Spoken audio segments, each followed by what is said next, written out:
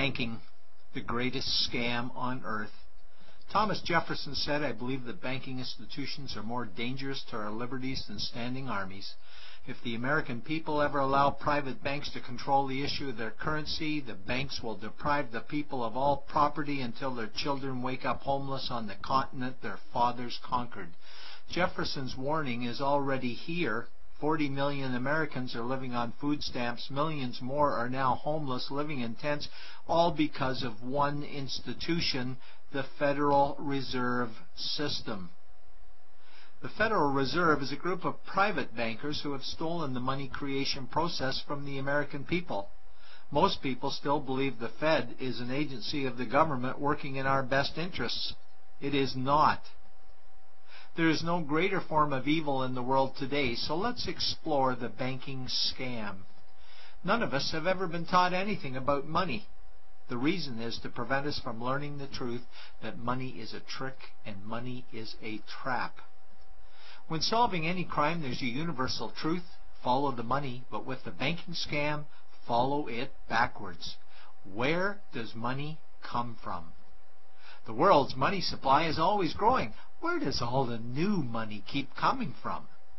Money comes from privately controlled global banks like the Federal Reserve System.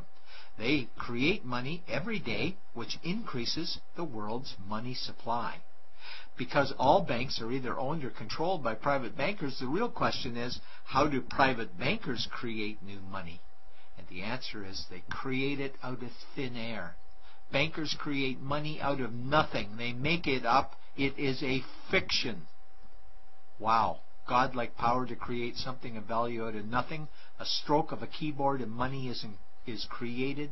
In fact, only 3% of the world's money is even in the form of bills and coins, which means 97% of all money in the world is just numbers typed on a computer screen. This is part one of the banking scam. Money is created out of nothing. The second part of the scam is this phony money is issued as debt. What is debt exactly? Well, when you consider we work our whole lives to pay it off, you could say debt is slavery. But whose debt is this phony money? It's our debt, all of it. It's our debt when we use credit cards, we get student loans, borrow money for mortgages, all bank borrowing.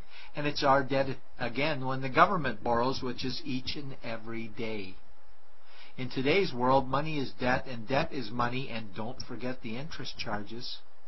Money equals debt, and debt equals slavery. Therefore, money equals slavery. Our monetary system is a carefully concealed system of slavery. Why? Because our government can create the same money for free with no interest charges, just like they used to, as the Founding Fathers designed it inside the United States Constitution for our protection against private bankers. The third part of the banking scam is very evil. When bankers create money from nothing and issue it as debt, they only create the principal portion of the debt. They do not create the money for the future interest payments. There is not enough money in existence for all of us to make our interest payments. In fact, our money creation system is even mathematically impossible. Money issued by the banks, principal debt, does not equal the money demanded back to the banks, principal plus interest. We are forced to play a game of musical chairs to see who can make their debt repayments. This guarantees a world of bankruptcy, competition, and scarcity of money.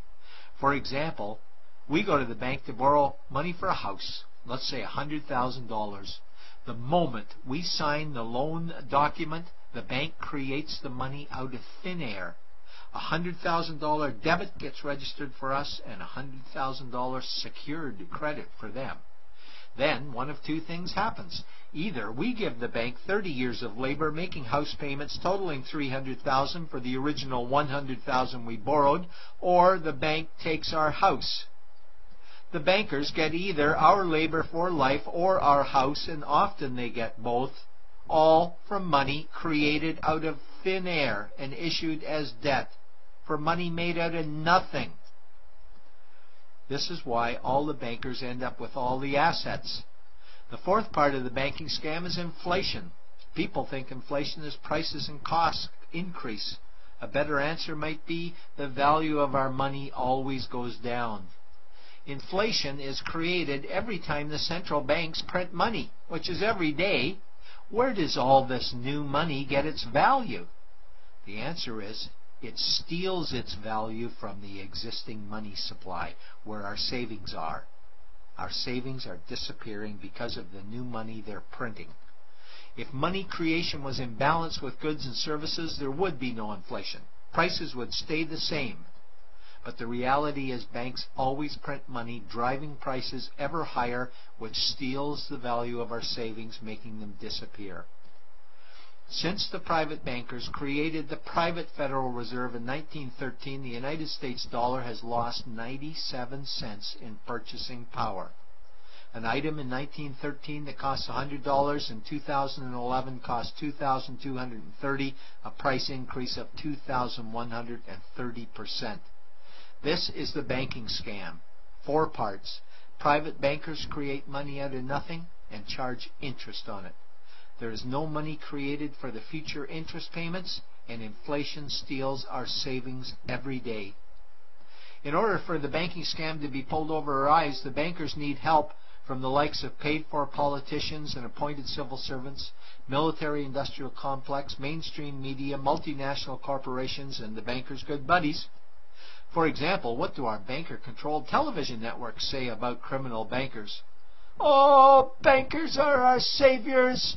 Chairman is Man of the Year. He saved the world. Bankers really do deserve their bonuses. They're so smart."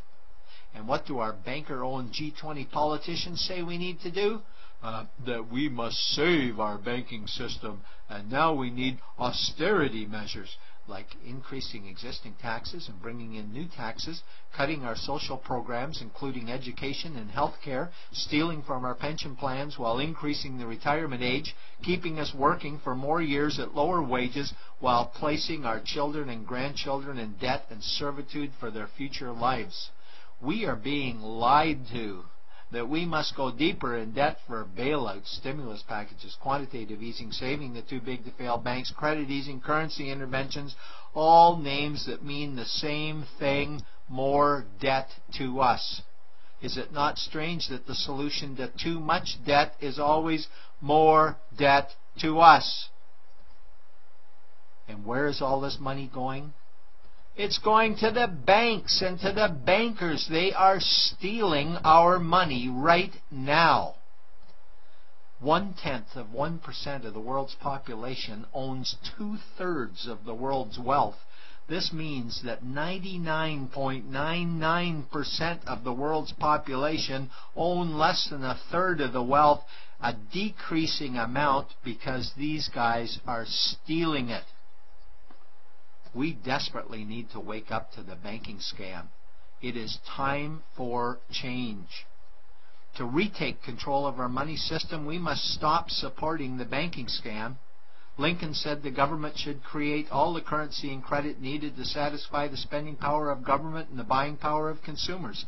Money will cease to be master and will then become servant of humanity.